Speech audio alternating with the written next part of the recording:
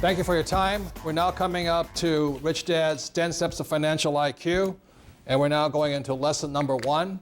The way this works is you just watch this DVD. It'll probably go maybe 15, 20 minutes at the most.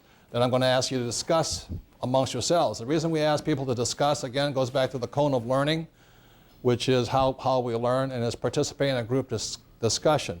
As you know, 2 minds are better than 1 except in school. And as I always say, if I had discussion in school, it was called cheating. And in real life, it's called cooperation. And that's how I learn the most, because everybody has a different point of view that you can listen to and different take on something. So that's why I like participatory learning. So in big picture number 1, what I do, I'm going to take a lot of the sacred cows of the middle class. And what I mean by the sacred cows of the middle class is they say, you know, my poor dad always said, go to school, get good grades, get a safe, secure job, save money, live below your means, invest in mutual funds, and diversify.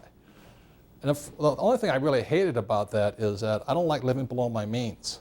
You know, how many people don't like living below your means? I mean, I hate it. I like nice cars. I like nice clothes. I like private jets. You know, that's what life is for. This is heaven on earth here. But some people make it hell on earth, living below their means. What else doesn't make sense to me is a rich person who has a lot of money and lives poorly. I mean, that's nuts. And there's a lot of guys who did that. They had billions of dollars, but they pinched every penny. That to me is making money God. So I am not that person either. You know, I am here to enjoy my life, enjoy money. You know, if somebody's flying by a private jet, I want to fly by a private jet. Somebody has a Maserati, I want a Maserati. Somebody's eating in a great restaurant, that's what I want. But I don't want to do it stupidly. Because how many people know people who are trying to look rich but are deeply in debt? Now that's financial insanity. You know, I don't stand for that either. So I'm going to take some of the sacred cows of the middle class. As you know, there's 3 basic classes wherever you go in the world. Even in America, there's the poor, there's the middle class, and there's the rich. And what the middle class generally subscribes to is go to school, get good grades, get a safe, secure job. So the first thing here is I'm going to shoot the sacred cow called go to school and get good grades. My poor dad said that to me over and over and over. Go to school and get good grades. Go to school and get good grades. So I went to school. I didn't get good grades, but I finally got through it. You know, I was a C- student. I got all the way through my Bachelor of Science degree. I just did to keep the old man happy and the mother happy, you know. Oh, my son graduated from college, you know. And some people say I'm the first to graduate from college. Well, in our family, you know, for generations, they all graduated from college. My family in Japan were all medical doctors. So getting to college is not big a deal. The other advantage I have is, in my entire family, once they immigrated to Hawaii 4 generations ago, back in the 1880s, they became school teachers. And I lived among school teachers. And so I understand school teachers. Really, they're nice people, you know, but I'm going, you know, as a kid, how many people have kids that question what you say to them? Yeah. And I was just questioning, you know. I said, well, you went to school, you got good grades, and you're broke.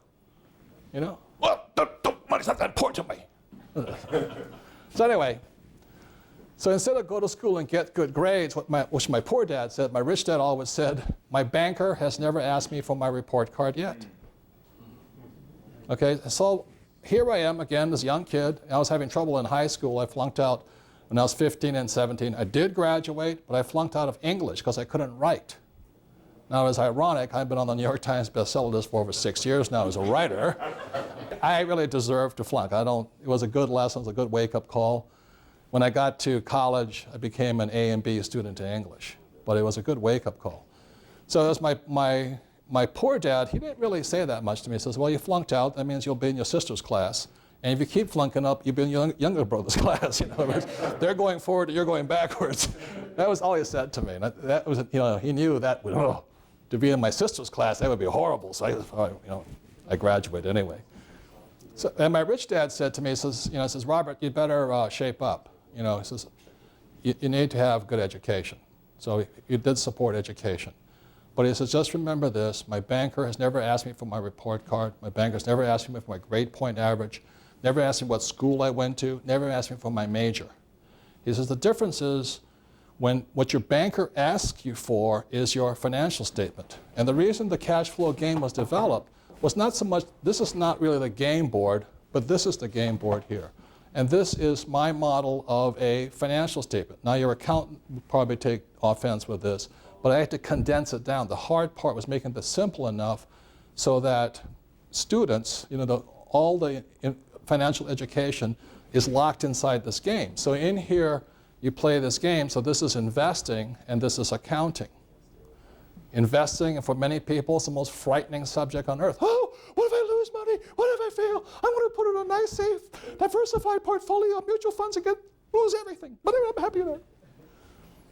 And this here is accounting. So this is boring, and this is terrifying.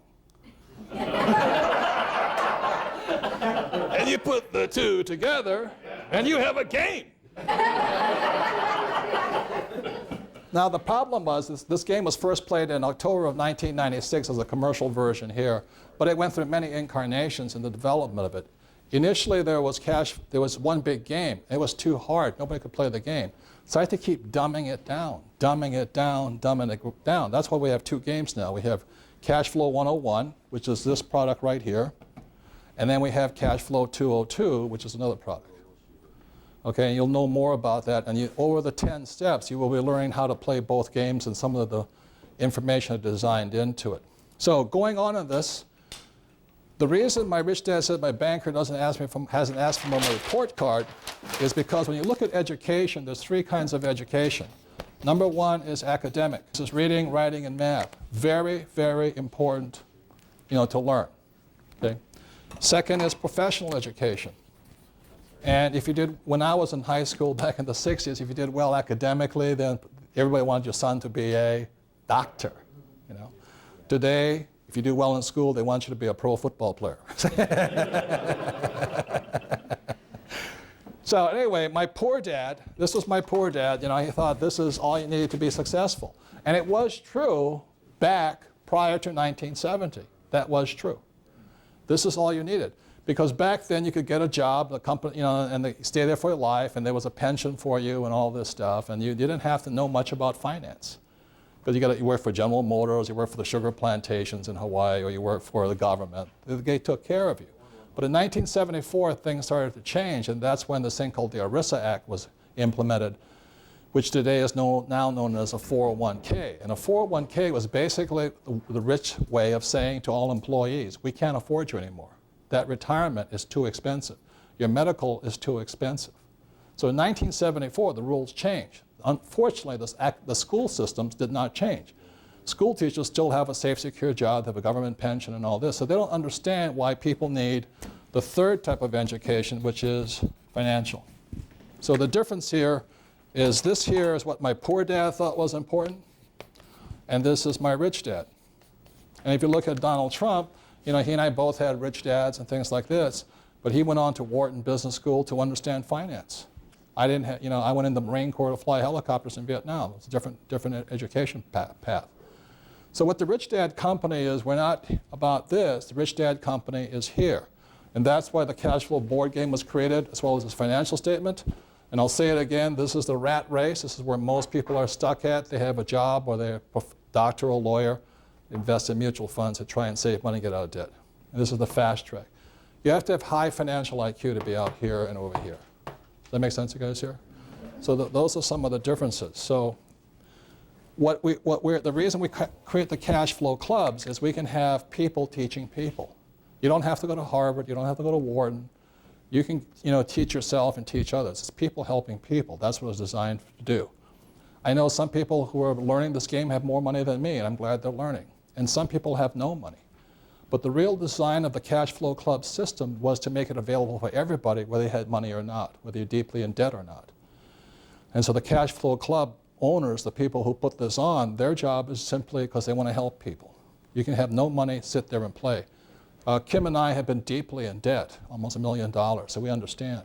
That's why we have this product over here, is how we got out of debt. It's Kim and I, a real story, how we got out of debt. Donald Trump was in debt nearly $1 billion. So being in debt's not that shameful of a thing. It is shameful if you keep doing the same thing that gets you deeper in debt. Things like this. So we understand. So Rich Dad stands for here, and I'll just show you the basics of financial education. And this here is it. This is income statement and balance sheet. This is income, expense, assets, and liabilities. And when I was 9 years old, my rich dad used to draw for me.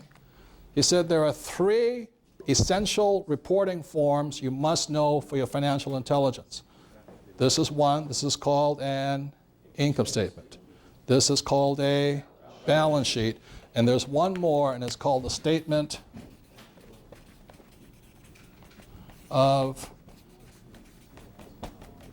cash flow. So those are your 3 essential things to know as far as your financial IQ goes. Like I said, 90% of the people don't know about this. Many CEOs, CFOs really don't understand the statement of cash flow.